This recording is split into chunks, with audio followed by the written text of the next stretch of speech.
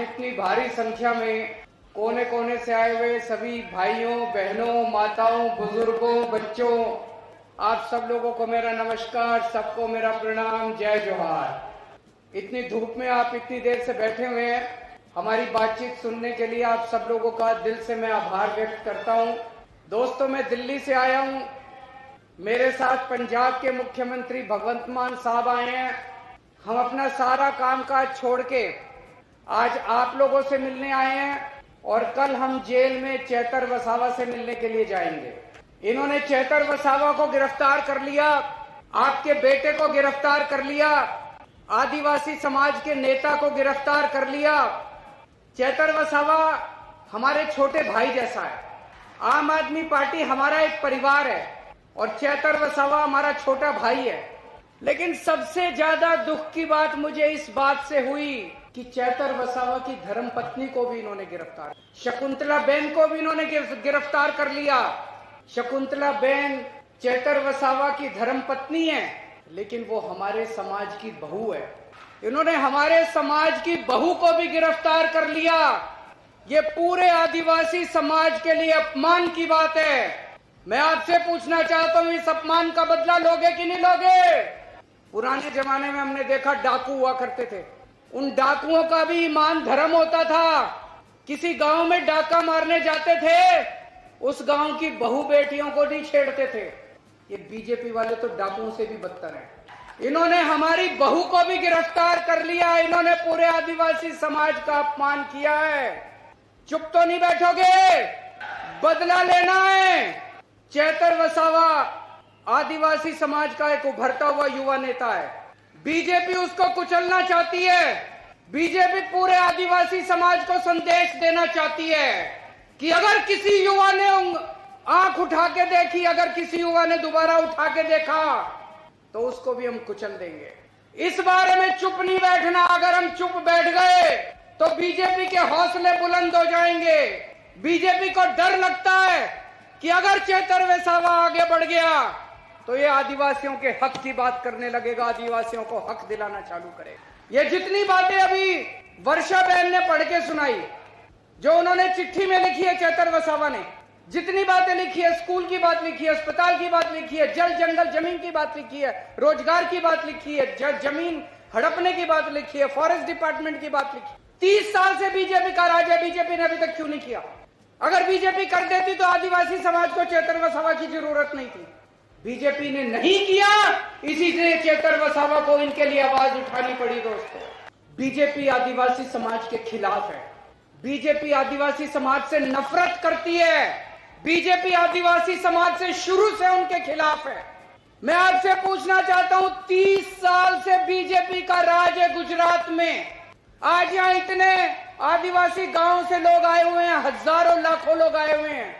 30 साल में बीजेपी ने आपके गांव में कुछ किया? कोई सड़क बनवाई, कोई स्कूल बनवाया, कोई अस्पताल बनवाया, किसी को नौकरी दी? कुछ नहीं किया बीजेपी ने 30 साल के अंदर, कुछ नहीं किया। और 30 साल वोट दे दो बीजेपी को, कुछ नहीं करने वाली, बेड़ा गर्क कर देगी आदिवासी समाज का ये बीजेपी। चेतर वसावा का क्या कसूर है? क्यों उसको जेल में डाला इन्होंने?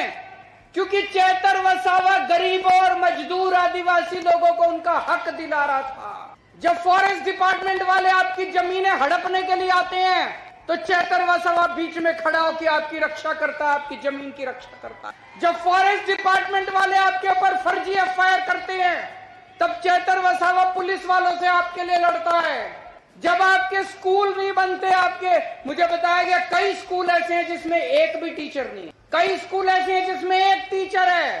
चेतर वसावा अपने लिए लड़ाई नहीं लड़ रहा, चेतर वसावा आपके बच्चों की लड़ाई लड़ रहा है। अभी उन्होंने चिट्ठी में लिखा कितने सरकारी अस्पताल है, मुझे पता चला यहाँ के सिविल अस्पताल को प्राइवेट कर रहे हैं, किसी बड़े साहूकार को अस्पताल दे रहे हैं। अगर हमारे गरीब, हमारे घर में कोई बीमार हो जाएगा, हम कहां जाएंगे? वो अमीर आदमी, प्राइवेट आदमी तो पैसे लेगा, बड़े बड़े पैसे लेगा। दिल्ली के अंदर हमने सारे सरकारी अस्पताल शानदार बना दिए। दिल्ली के अंदर अब गरीब हो चाहे अमीर हो, सबका इलाज मुफ्त कर। यही गुजरात में होना चाहिए कि नहीं होना चाहिए? इसी के लिए तो लड़ रहा है चेतर वसावा। आदिवासी समाज के लिए इतना हजारों लाखों करोड़ का पैसा आता है, केंद्र सरकार से आता है, गुजरात सरकार से आता है।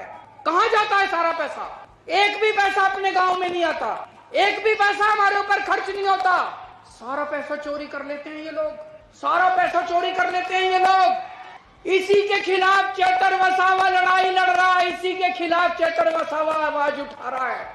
इसलिए उन्होंने उसको पकड़ के जेल में डाला कि अगर ये ज्यादा बोलेगा तो हमारी लूट, हमारा डाका बंद हो जाएगा। तो इसीलिए उन्होंने उसको जेल में डाला।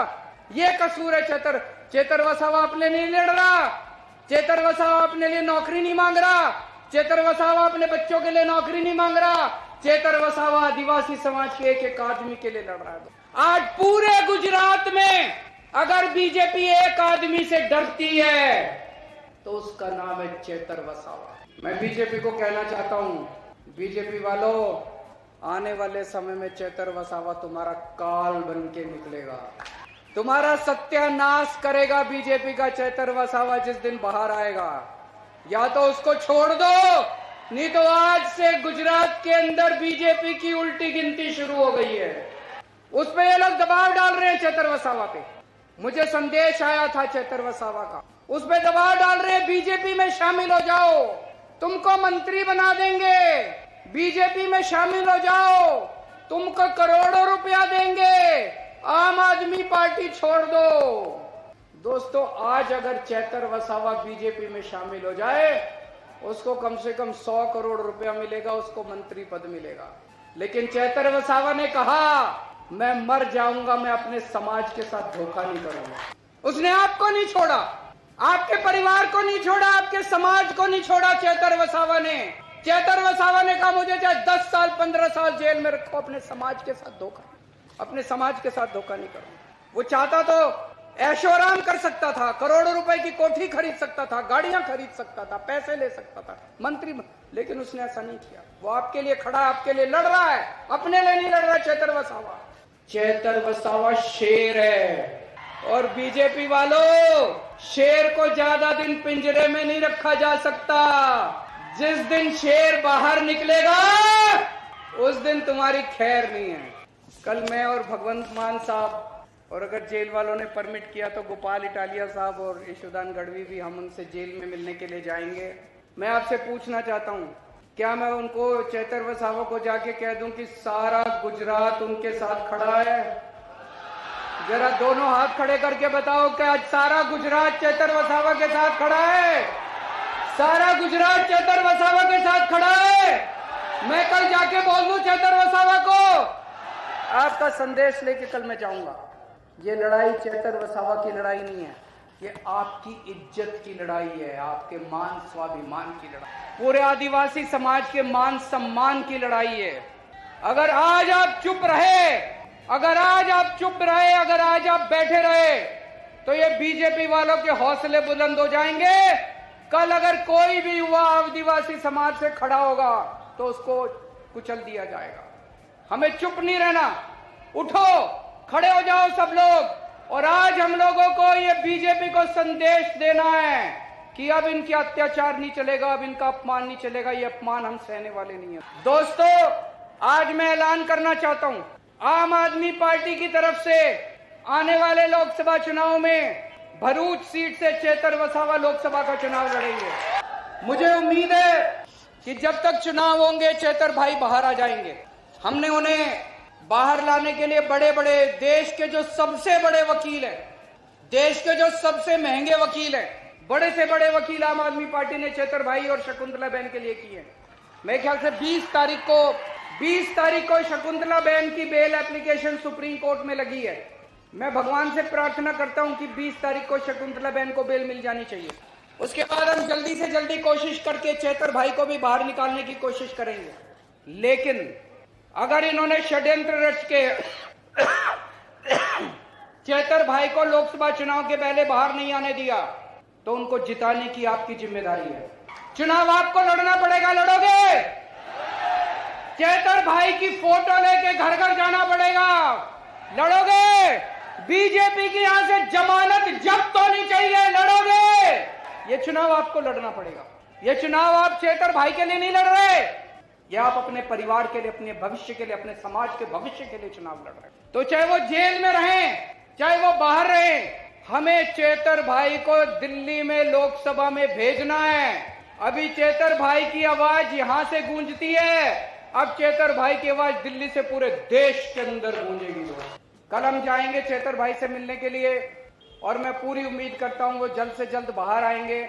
और बीजेपी के उल्टी गिनती शुरू हो चुकी है।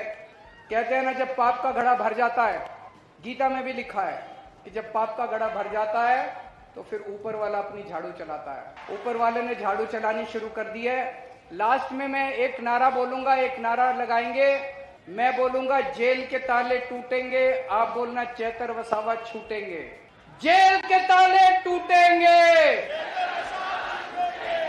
जेल के ताले टूटेंगे, जेल के ताले टूटेंगे।